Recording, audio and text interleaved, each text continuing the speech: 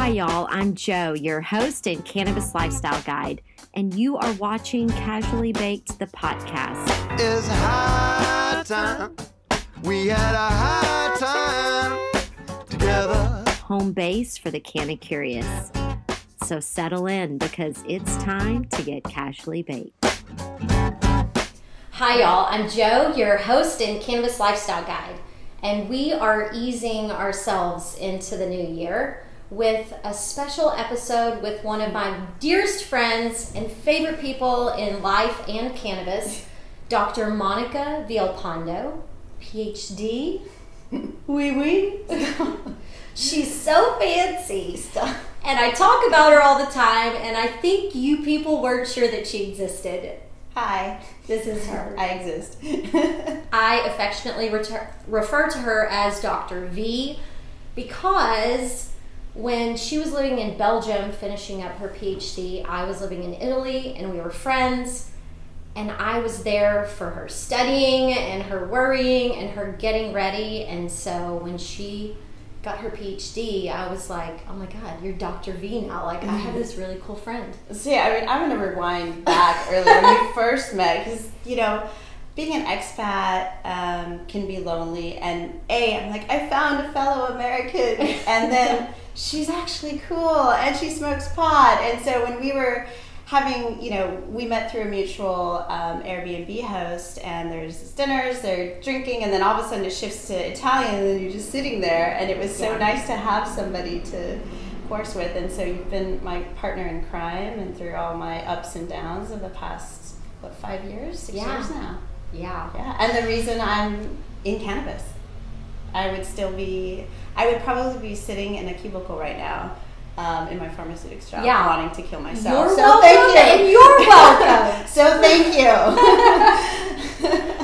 Yeah, I was so hell-bent on getting her out of big pharma and into cannabis because I knew we needed help in this space. And you're so meticulous, and your skill set as a formulation scientist is so imperative to what we're trying to do as we build this industry.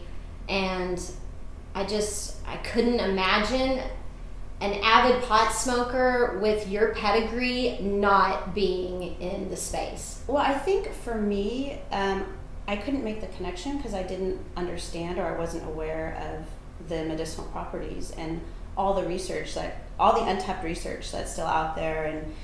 And I just saw it as like, I love getting high. Initially, to start out with, it is my way to relax. I'm sort of a go-to all the time. I have way too many activities.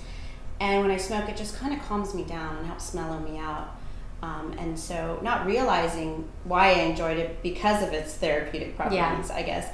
And so once I started uncovering that, I'm like, holy shit, you know? And it's not just about getting high. There's a lot more to cannabis beyond THC. And so more people need to understand that.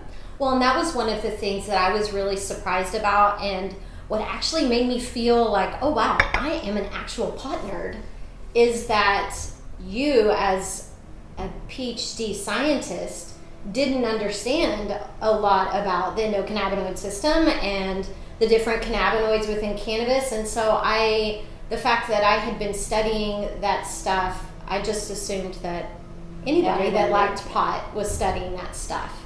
And shamefully I wasn't, but I just didn't, you know, they don't teach you that in school. Actually, just connected with one of my oldest friend from high school, and she's in medical school right now, and I asked her about it.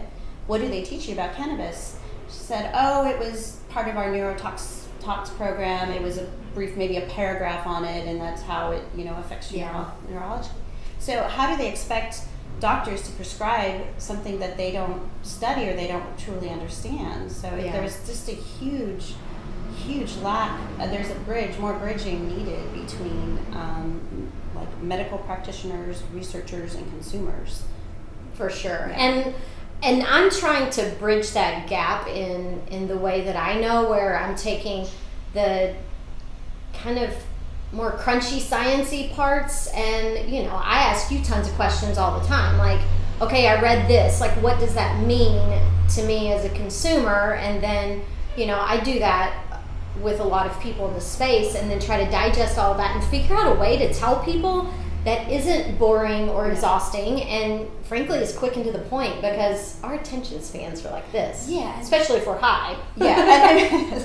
And also just the variety of cannabis products as is, and then on top of that with different concentration, different cannabinoids, different terpene profiles. It's just, it's confusing. It takes a lot of time. You have to really be diligent or like identify, okay, this is what I'm interested in, and then nail that. Otherwise you get lost in all the details. So. Yeah, so it's been taking me a while to finally connect the pieces, and I'm still learning like crazy.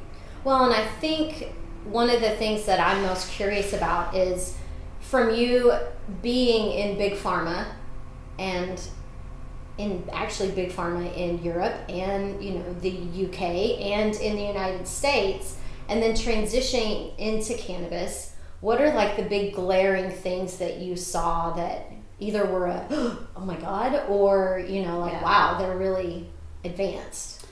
Well, I'm actually going to answer your question differently because from pharma, I had a little break in the electronic cigarette world, the e-liquid manufacturing for nicotine. Yeah, that's right. And so that was the first, like, you know, these people aren't following up to standards or quality practices, you know, quality assurance type of traceability, testing, you know, it was at the time, when did I start? In 2014, the Tobacco Products Directive in the EU had just come out. So all these manufacturers are trying to figure out and be compliant, so they're trying to, you know, build in these best practices, and that's when I got involved. And so that was the uncovering of, oh wow, you know, this is done differently. Because I didn't know anything else but pharma, and I, you know, next to like aviation, it's the most regulated environment there is. So this is very much regulated to an unregulated landscape, and now cannabis fell somewhere in the middle when I entered it. So maybe probably at the, you know, I entered the e-cigarette industry very much in the infancy stage. So I kind of saw the worst of it, and it's gotten way better in the safety and the efficacy. There's so much more understanding of the tox implications. So, you know, they're a little bit ahead, but so now I'm coming back to an unregulated, or, you know, not just recently regulated environment. So so there was a familiarity there. So I didn't have that shock value that I did with than I did when I entered the e-cigarette space. What I did find interesting was when I started looking at these products, and that's really when it clicked for me. Oh, this is where I can help the industry, because going to dispensaries and seeing all of these product offerings, I was just massively unimpressed by the majority of the things that I saw. And not just in terms of the product, but also the packaging, the label claims, you know, just no consistency, no traceability, no expiration dates. Well, you know, edibles when go I bad. moved, well, when I moved to Sonoma County in 2015, and I got my medical card, it was like hand wrapped brownies and Rice Krispies, and there was a cooler where there were some other kind of edibles there, but it was all very rudimentary. And to think from then to now, it has been 0 to 420. Yeah. Like, I mean, everything is sleek and slick and packaged and marketed, and you look like a kid in a candy store walking into a dispensary now. And to try to decipher what's good for me, what are good ingredients, what are good products, what does this mean, how is this going to make me feel, it's system overload. And I feel like, you know, you may have some good tips for people as far as, like, you know, you see this, walk the other way, you know, don't, or, you know, what are the things that you see that are good right now and what can be better? Yeah, well, there's definitely a lot of improvement. So it has been fun. I actually went into dispensary yesterday, and I was thinking, I'm so lucky to be able to be doing this, because I just spent the holidays in Europe, and I was like, I need my cannabis. Yeah. Well, and I had one of my friends called me a couple of days ago, and she goes, you know what? It would be really cool if there was a cannabis product made of tea. I was like, there's like 7 of them. I mean, how 20 probably across the country if you can think of it, there's probably I'm like, that does exist. And it's just like people have no clue what we have access to. Yeah. Well, a lot of the times when I look at products, I start off looking at the packaging and what the intended delivery of that product is. So, for example, if I'm looking at a topical, is it in a clear packaging? Because cannabinoids are prone to oxidation, light sensitive, so it will degrade over time. So clear packaging is bad. Yes, clear packaging is very bad. Ideally, you want to do glass, so less interaction. Avoid extractables and leachables of the materials of the container leaching into your product, and vice versa. Mm-hmm. So clear is bad, plastic's bad. Yeah, I mean, not all plastic. So you have to, there's different high density, like for example, high density polyethylene. On the video, there is no editing. We just go. I mean, when my video editing skills get better. All right, I just hate these acronyms too. I deal with 5 different industries, and there's so many damn acronyms. So I'm always like, damn. Well, and I don't know what half of that stuff is. Whatever. So there's. Well, Mara Gordon was like in PG or this, and I'm like. Propylene glycol. Yeah, I was like, does that mean? Yeah. No, so there, and I have to be mindful when using acronyms. That's what I was like trying to say, because it's so easy to just know the acronym, but then forget what it actually stands for. But anyways. Or forget your audience. Yeah, forget your audience. I don't know. So things like that.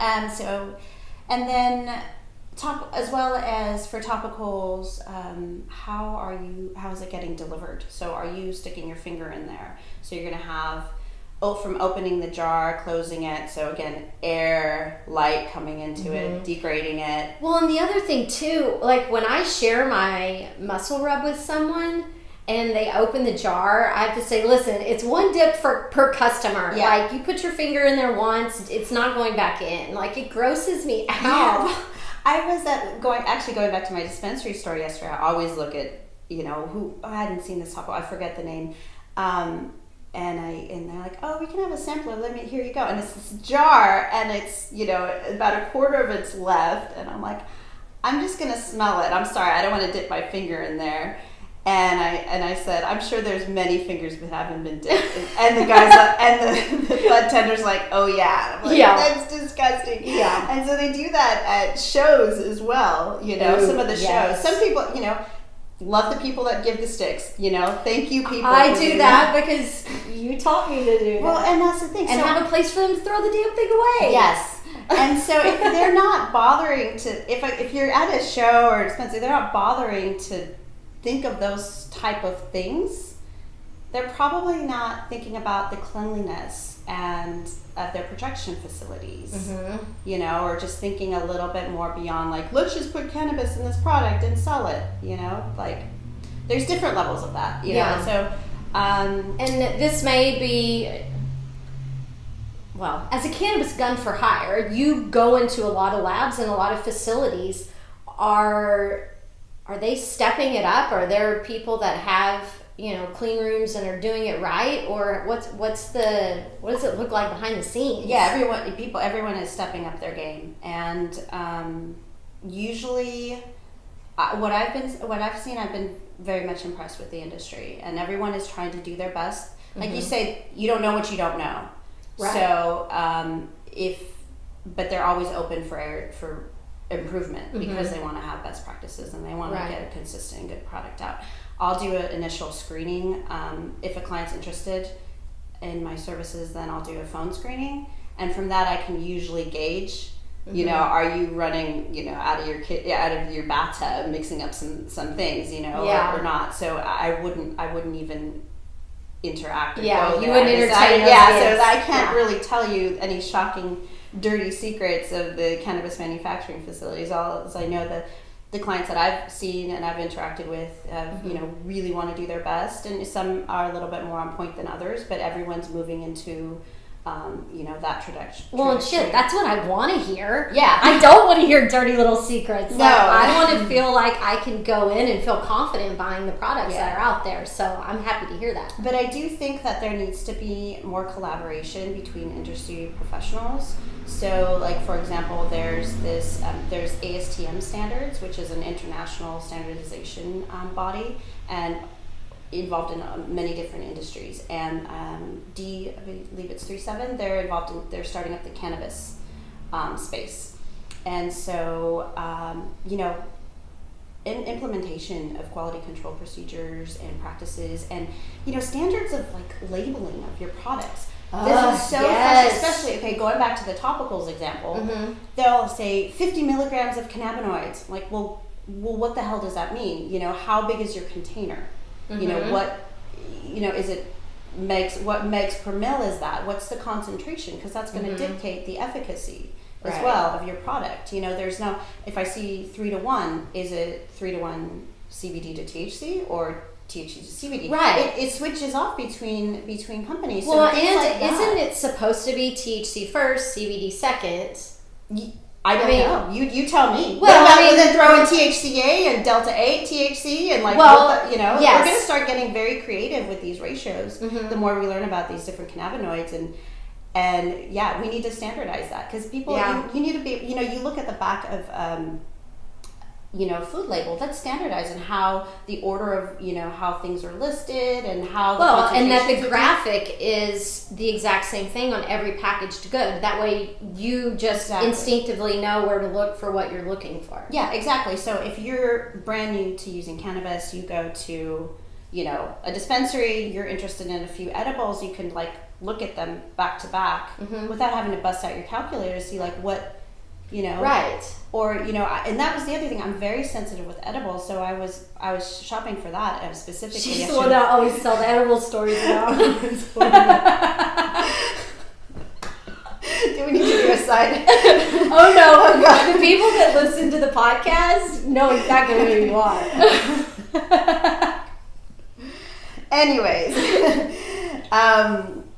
when and they'll say, "Oh, this is 180 milligrams of cannabinoids." Well, what is that? One cookie? Is that 5 cookies? It's like, what am I getting? Like, what is the dose? So there needs to be more of that. Is that one pretzel stick, or is that the whole bag?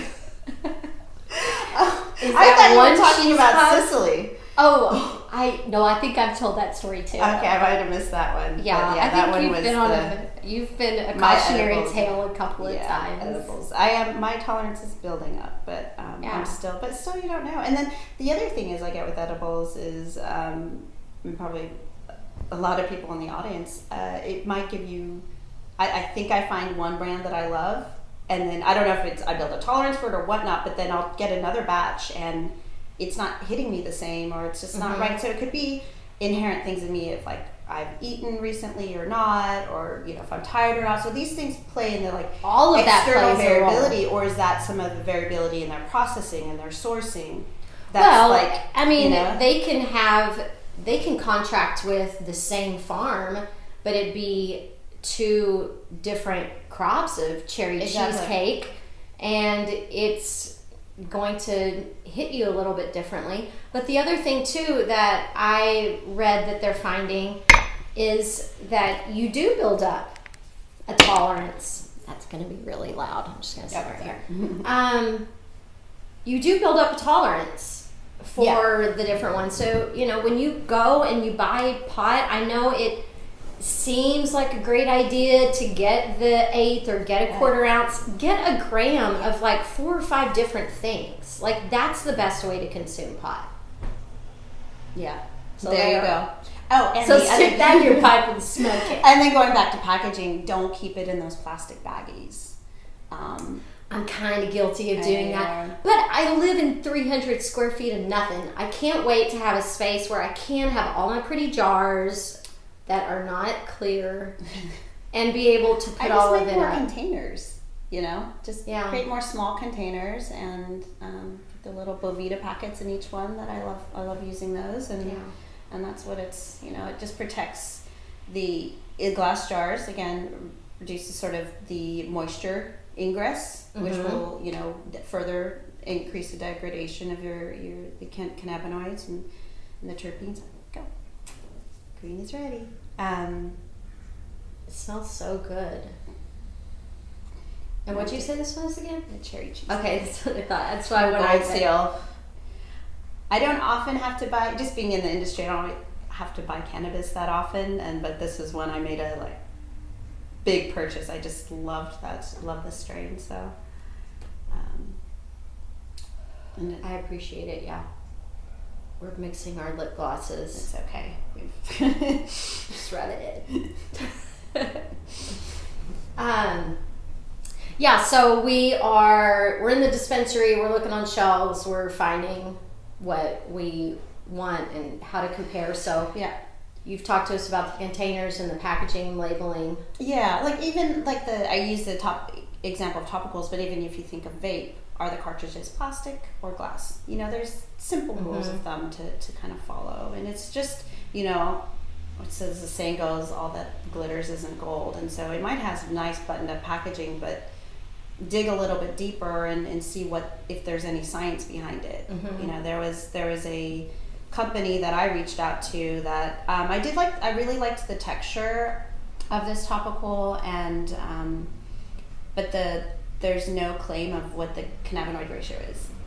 So it could be at all, and so it could be really low. Because the reason I asked, it made me look, is because the feel of the topical would be very difficult to do with cannabis extract, and so I was just curious, trying to do, okay, well, what concentration? How did they do this? And I didn't see. I sent an email, just a general inquiry, and I didn't even get a response. So again, beautiful packaging. Dig a little deeper, ask some, few inquisitive questions, and there you go. And the more you do it, the smarter consumers will get. Right. So I have a question. A lot of people that don't like cannabis, they've never had an affinity for the smell or the taste of it, they are flocking more towards some of these vape pens that have flavors. And I'm curious, are those good for us? Are you get something that's like grapefruit mimosa, or I'm just making shit up, but you know what I mean. What's the efficacy of these additional flavors and stuff that they're adding in, and what does it do to us? All right. Well, actually, is that okay? Well, it's kind of a loaded question. I'm just trying to figure out the best way to answer it, because it also kind of ties into. Tell me why it's a loaded question, because I'm just asking as a curious person that's what is this doing to me? Because I'm thinking, because it very much touches in line with the work that I do in the nicotine e-cigarette space. Okay. And so there I help U.S. companies with compliance in the EU through my partner in Beckett Associates. And so I'll do the formulation side of it, and I've reviewed tons and tons of these e-liquid formulations that are comprised of these flavorings, and the answer is it depends on what's used. So a lot of these flavorings are food grade, so there's very limited inhalation data on them. More and more is now being developed and compiled and researched, just given the popularity of e-cigarettes, and especially in Europe, they've been a bit more diligent in terms, just because their regulation is further ahead of being implemented versus here. But the U.S. is also moving again more in a safety direction. So with that have been discoveries of ingredients that should be taken out. So it really, I would say, some should be okay, and it's also the concentration that's being used.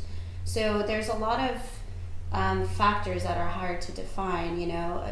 Is this e-liquid safe, or is this, flavoring safe in this e-liquid? Well, yeah, maybe under certain, concentration. We are exposed to toxins, pollutants all the time, but it's generally like at a lower level. Grade, Just living in the city, the formaldehyde that I'm inhaling on a day-to-day basis, compared to if I'm sitting in a hot boxing in it. So it's just really, it's concentration, it's usage, it's what the ingredient is. So I can't really answer that question. I think in the case of cannabis, I don't necessarily see the need to do that because you have terpenes. Right. It's unnatural. Like we were just talking, we started, we love tasting the rainbow of the firefly. Mm-hmm. Well, for nicotine, they don't have that, you know? And so it's... Right. And their taste buds are killed from all the smoking. So it's also, just helping them transition from combustible cigarettes to vaping, nicotine. First, I think for the sake of cannabis, the plant already produces nice, tasty little... Yeah. So why... So the moral of the story is like vape flower out of a firefly. Or just... Firefly, you need to pay me. or if you're doing a cannabis extract, so I work with Level as, they're one of my favorite collaborators. Yeah. And they use cannabis-derived terpenes in the extract. Some people are using food-derived, so, that keeps the cost down. And so it's, again, and that's another question to ask if you're, looking for vape, are these terpenes food or cannabis derived? And that'll tell you a little bit more. So if you're comparing price and one's a little bit more but uses cannabis derived, well then there's your answer, Yeah. So no, that's great. That's good advice. That's good simple advice. So the moral of that long story, if you are vaping and you're looking for a vape pen, ask if it's cannabis derived or food derived terpenes that are in there that are giving that pod the flavor that it is. Yeah. Okay. We can do that. All right. So what else? Oh, so you've been working on some really cool stuff. I actually gave some of your CBD sublingual tablets to my dad for Christmas. And told him that he needed to, take one in the morning. I wanted him to take one in the evening. He's been forgetting a few things, and it makes me a little bit nervous. And so I'm excited about what you've recently been working on. Do you want to tell everybody? Yes, I'm so excited because it's been a very long and challenging process, but I've learned a lot from it, and it's just been that's my newest cannabis formulation baby, as I like to call it. So as I mentioned, Level, we have been collaborating on this project, and so Chris, the co-founder, he has a PhD in organic chemistry and is just like a ninja isolator. He's just amazing and just a good guy, and it's a wonderful team. And so we've been just merging our two different expertise to create this product, and I'm coming from a formulation pharmaceutics background, so he's also been teaching me a lot about cannabis and the intricacies of the different cannabinoids. And so the first project, because there's more in development, but this first one are these sublingual tablets.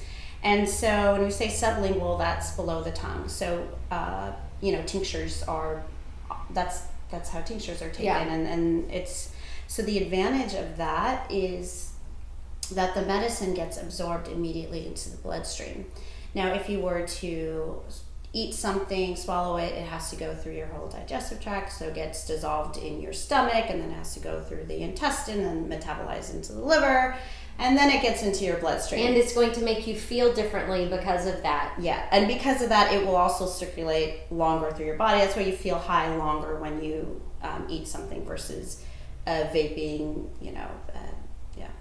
smoking or something like that. So the effect with sublingual delivery isn't going to be as strong as inhalation, but it'll also last longer. So it will, think of it as a in between eating and smoking, or but faster, but definitely more on the faster end. So this should hit within But isn't there a higher bioavailability with that than Yes. inhaling? Not necessarily. Yes and no. So and that's very hard to test, and actually you'd have to do kind of more of a direct comparison too. So I would say probably not much more. Okay. And it depends like how the difference. But wait a minute. If you're saying inhaling, you're not talking about consuming this way inhaling? You're talking about like an inhaler, like for asthma inhaler? No. You're talking about this? Yeah, I'm talking about that. Okay. I don't know why It's hard to say. Okay, so if you think of like, I'm thinking of curves in my head right now. Okay. So if you think, concentration and then versus time, right? Okay. I'm doing this opposite. So concentration x over time. So for vaping, smoking, you'd have a really high concentration shot down. Vaping also really high, but not as much shooting out. So like, so for sublingual, it's not going to hit it as high as quickly. My DMPK colleagues are making fun of me right now. As quickly, but it's going to taper off a bit longer versus eating something. It'll take longer. It'll just be lower and just kind of taper off. And then, like as you mentioned, the metabolite is higher than if you. So okay, yeah. So this is like hit me quick, gone quick. Yeah. This Totally. will hit you quicker. Or sorry, not quicker. Sorry, stoner brain. Less quickly, but longer. Yes. There we go. Okay. So with that crazy intro, so these are, and then what's nice is these are a much more convenient delivery method than carrying a bunch of liquid tinctures around. And so with liquid, yes, and so and it's, especially in my suitcase. yes. Yeah, that gets so annoying. Like, I put them in a Ziploc baggie, and then I'm like, oh, please don't break or don't leak, or so. Yeah, this is so much easier. And the other thing, solids have inherently better stability than liquid formulations. So you're also having a more stable formulation and a more convenient one to carry around. Okay. So the other cool thing about these are that if you, in comparison to say the tinctures, is that that's already a finished product. That concentration of cannabis is there. That ratio, whatever it be, 1 to 3, is already formulated. With this, you can customize it to however you want. So we have, they're low dose. So each cannabinoid, and we have THC. So these are cannabinoid specific sublinguals. Yeah. Thank you. So this is delta 9 THC. And then there's also... Well, so as we go, so delta 9 THC, Yeah. what's this going to do for someone? What's the importance of delta 9 THC? That's what makes you feel high. That's that standard, that's what delta 9 THC, we want to get high. We want to get high, but it also has medicinal Of effects. course. But you want to get high. Okay. Or just take the edge off. Really. Well, that's what... It's just like, well, just with like a a low little dose. bit, like a low... yeah. So that's what I'm saying. You'll... When I think high, I'm just thinking of high. Yeah. But I just want people to know, because this is psychoactive. Yes. 3 milligrams of THC does get some people high. Absolutely. Because they don't consume the way we do. Absolutely. And there was a day when that would have totally been my sweet spot. So. Yeah. So this is delta 8 THC, which is a more unique cannabinoid. And this is mild. This also gets you high, but is less psychoactive than the delta 9 THC. It's the diet version. Exactly. So this one also, it has, so it's, we call this one smooth, so it has relaxation properties to it. I think my favorite combo has been one of each. Okay. So that's been my sweet spot, and that was recommended to me by one of the coworkers at Level. So he kind of found this ratio, and we want to start kind of playing around, because you can really have a lot of creativity, and maybe you want to switch it up and just you never know like how you're feeling. So I tried some of these when they were in development, but I haven't tried any of them since they're like final packaged. So I'm really excited to give them a shot. Yeah, I'll come up with my own little formula and try one pink, one green. Oh yeah, that's the other thing. They're color they're formulated with different colors. So if you have them in your pill box, you can easily identify what they are. And Very smart. Yes. I appreciate that. And Good so call. I used natural colorants. You won't, some of them, so like freeze-dried blueberry, raspberry, and but you won't taste it. So it's just, they're not meant to, there's a mild minty taste to it, but they're not meant or designed to be your mint. They're meant to be your daily vitamin, and you're getting all punny your with little the mint. medicine. It's not meant to be your daily mint, but it does taste like mint. Copy Spirit that. to me. Okay. We had to take a little casually baked intermission. And my tea was cold. Yes, reheat tea, potty breaks. We're trying to drink more water in 2018. I mean, It's hard work, you know. There's green. I'll let you do the honors because I did it last time. Okay, so what are we smoking? Island Mountain Organics Lemon OG.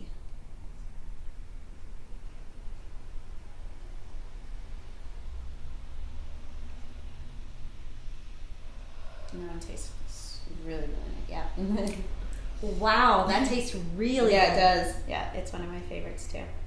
I want to try that in the Firefly. Gosh, It's charging up right. really nice. Yeah, it is nice. Yeah, they do a good job. John is who runs the farm is meticulous. I've seen him, you know, Yeah. with like a magnifying glass, just looking at everything in process. And so yeah, he's very, very good. Love those guys. I dig it. Yeah. All right, So back to the so back to your sublinguals. You had told us about Delta 8 and Delta 9. So these are the two psychoactive forms. Yes. So Delta 8 less than Delta 9. And then the two non-psychoactive forms are CBD, which are becoming more and more prevalent in the industry. More research is being done on CBD, which has amazing anti-inflammatory properties and amongst another slew of One of them being sleep and relaxation. yeah. Another side note, if you feel like you're too high from THC, take some CBD and that will help calm down the effects as well. And then my new favorite cannabinoid is THCA, so we call this Relieve, and rightfully so because it's just helped, well, weird hangovers, but Yes. that's, you know, that is usually when you want some fast relief, but also yeah, I had really bad menstrual cramps the other day, and I was just in like aching pain. I didn't even know if I could get out of bed. It was so bad, it just hit me, and it was a day actually going to the Emerald Cup. I had to go. Oh, yeah. You remember I called you, and I took some of these, and really I was amazed at how much better I felt. And you know, having lived in the UK, they have low dose like codeine over the counter that you can get. I didn't know that. Yeah, they do. And you have to, you know, you can't just grab it. It's behind the counter with the pharmacist, and they'll say, you know, don't take for more than 3 days. But I would usually, you know, I would take 1 or 2 to relieve it, because I would get it sometimes really bad to the point where I'm maybe even throwing up. And so this is where cannabis is a perfect example, as cannabis use has been replacing opioid use. Now, I wouldn't say I had an addiction or anything. I took 1 or 2 because I had pain, and that's the only thing that helped. Right. And so, but it does work. Yeah. Absolutely. So, yeah, any sort of headache, pain relief, THCA is a really good one. And so, and then going back to this is, you know, you can really get creative and play around with these different ratios and combinations. And, you know, in the morning you might not want any of the THCs, and, you know, have your CBD THC morning, you know, medication. Well, and in the evening, like, I totally believe as cannabis as a multivitamin, and this is the first product that I've seen that really allows you to play with that. yeah. You know, I take a magnesium pill in the morning, I take a hyaluronic acid pill in the morning, and now I can take my THCA pill in the morning and my CBD, and I actually do take the THC in the morning as well. But it's like, it's part of my vitamin regimen. Yeah. And it's a way to get the benefits of cannabis without ever having to smoke it, without having to eat something that has calories in it. You know, everybody's doing this, like 30 diet, whatever. I'm like, yeah, I have no idea. I don't diet. I don't. No, and that's the other thing about cannabis. I have not had any problems regulating my weight since I became a meticulous and cannabis consumer. Like just smoking pot when I lived in Austin, you know, I was still heavier, but I also drank a lot and ate a lot of queso. Yeah.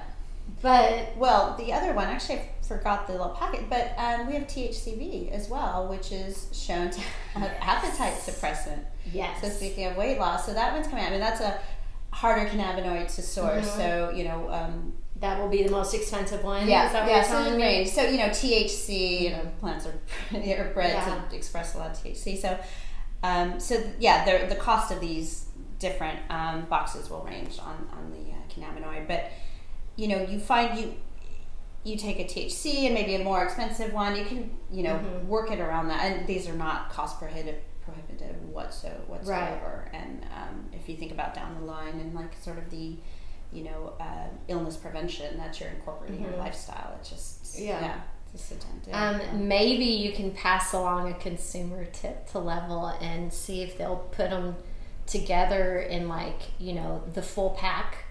Where I want all of them, so can I get a little bit of a discount if I buy all of them together?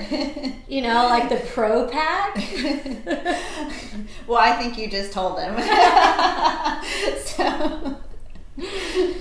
Yeah, I love it because they're all in a sleeve together. Yeah, well, that was the idea actually to provide they're all color coded. I forgot if I had already said that or not, but each one is different colors. So if you have it there, you know exactly which one you're picking, you know, assuming you remember the color it is. But that was part of the rationale for doing that. So that they would all come in one kit. But now it's here you can really gives it more flexibility because we also want to get more data on what's working for people, what's not, and it's, you know, it's sort of going back to that feedback loop and information mechanism. So when we produce this, and so this allows for very customizable, you know, medication. Yeah, and I love it. I fix or whatever. So I'm really excited about it. I've been, you know, I've been using the test pills all of my a while now. You are my number one guinea pig always. So no, it's been fun, and it's been for me, it's been very exciting and a lot more challenging than I expected it would be because,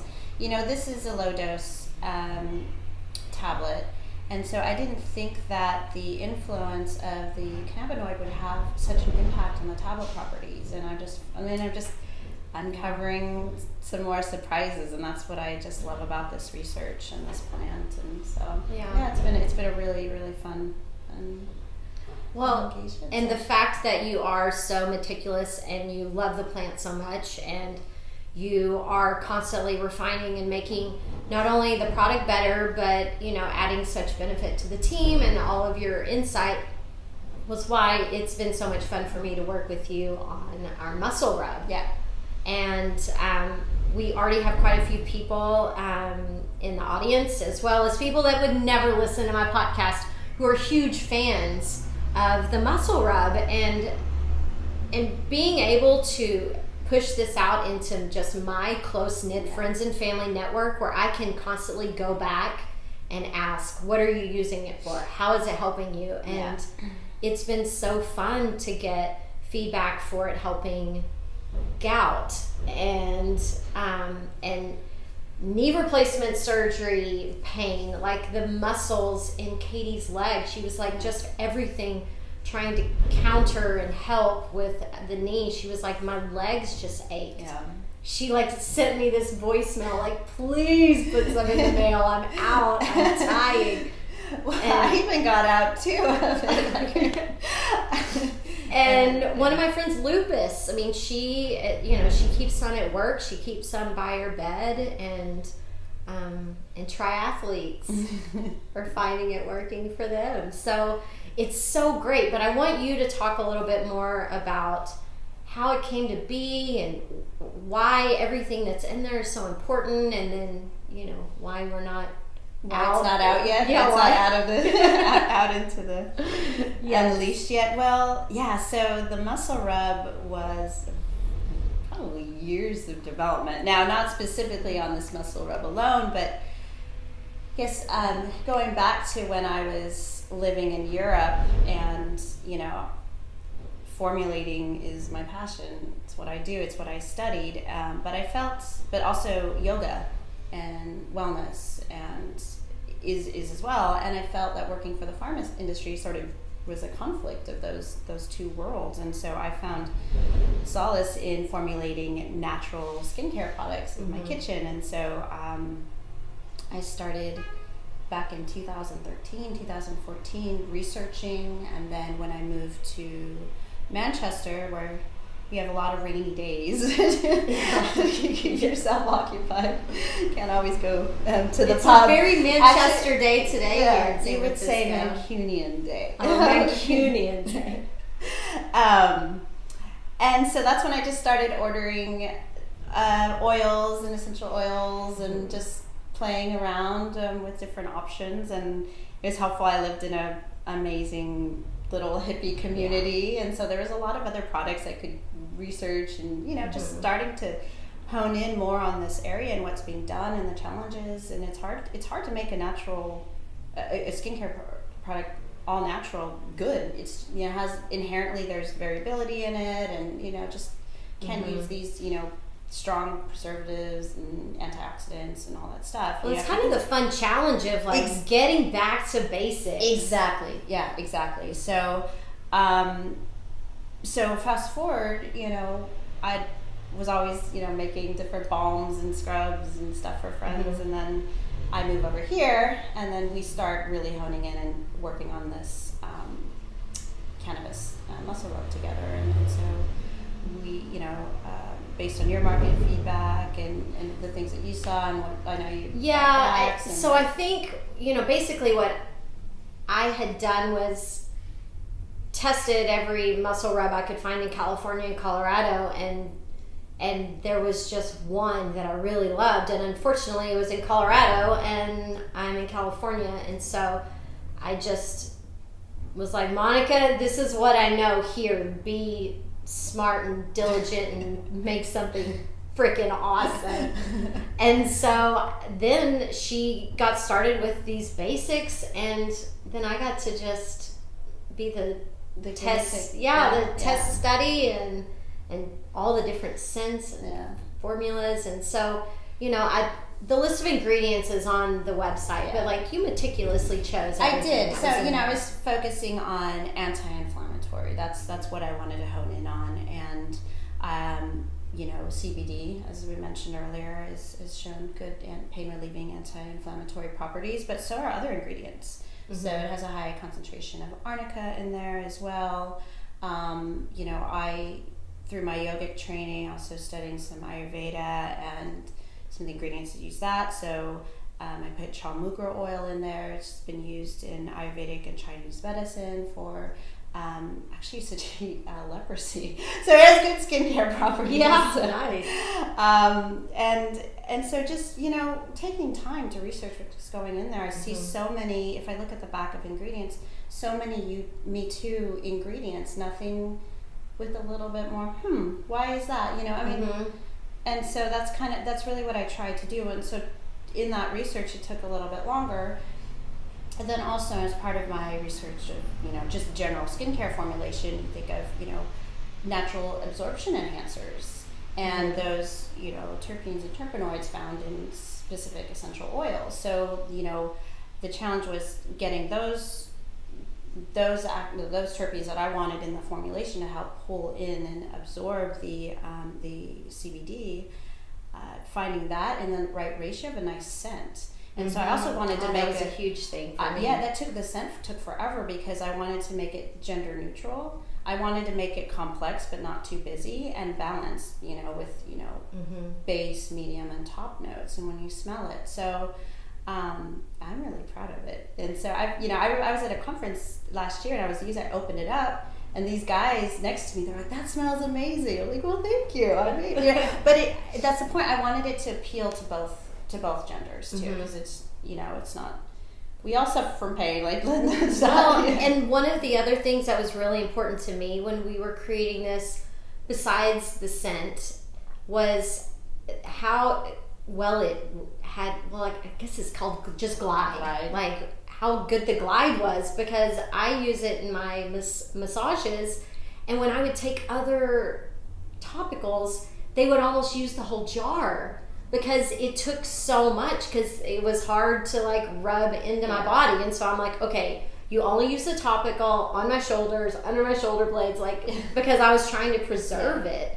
And then the smell would get so overwhelming that I was like, shit, like I can't even take this smell anymore. It's so mentholy. Yeah.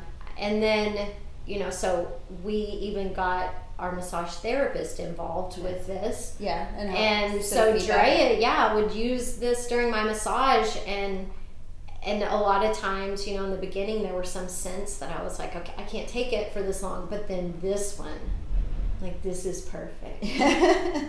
And Dre was like, the glide is amazing. And so anyway, I've been a personal user. I mean, I'm patient zero. Is that what they would call it? Yes. And so I'm like, I feel like this was made exactly for me. And if I'm going to use it, then I feel like I feel comfortable spreading the word and like doing a shameless plug on my podcast. I sent out, as best as I could. I know I'm self-funded, these blind clinical studies where I reached out to my friends and said, I'm going to give you different samples. I need your feedback and just which one worked. We should trying to hone in on concentrations and, and also stability data. Those first batches, they were separating, and I'm like, can't have that. That's the whole reason I'm looking at the industry. I'm like, I can do better because I am seeing topicals that separate or crystallize, or there's that layer of oil, and it's like it needs to be on point. And so the last stretch of this development is finding a manufacturer now, because as I've been poo-pooing on like sticking your finger in here, but so it's been challenging. I refuse to put our topical or my topical in just your another standard Me Too packaging, not just from a novelty, but from a like an efficacy and a stability perspective. So putting it, so the first time it gets dispensed, that's the first time it's exposed to the air and your skin.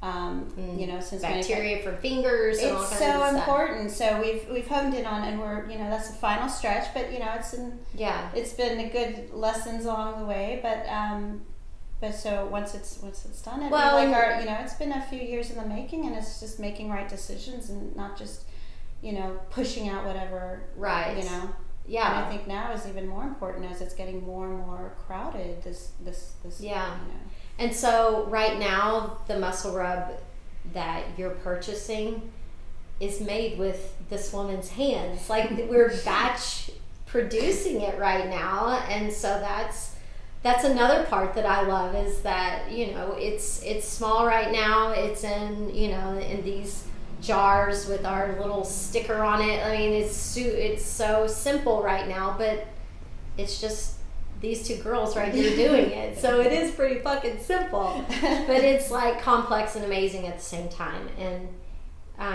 I'm really proud of it. I think it's amazing. I don't think there's anything better on the market, and we are going to have amazing child-proof packaging, and we'll be pushing it out. Extractables. Looking at all the packaging interactions, it's child-proof, and yeah. I'm proud of us. Yeah. Finally. Well, thank you for hanging out with me, and I hope y'all have enjoyed getting to know Dr. V, and you will learn more about Dr. V in an upcoming episode where we are going to talk about cannabis and mindfulness and yoga and all the fun ways that we can pull all of those things together in cannatourism. It's going to be fun. We've got some really cool things that we're putting together. We call our program Kumbaya and Cannabis. And so, I'm going to have Monica on another episode coming up soon, and we'll dive in. But in the meantime, thanks for hanging out. Thanks for getting casually baked with us. Happy 2018. Bye. It's high time. We had a high time together.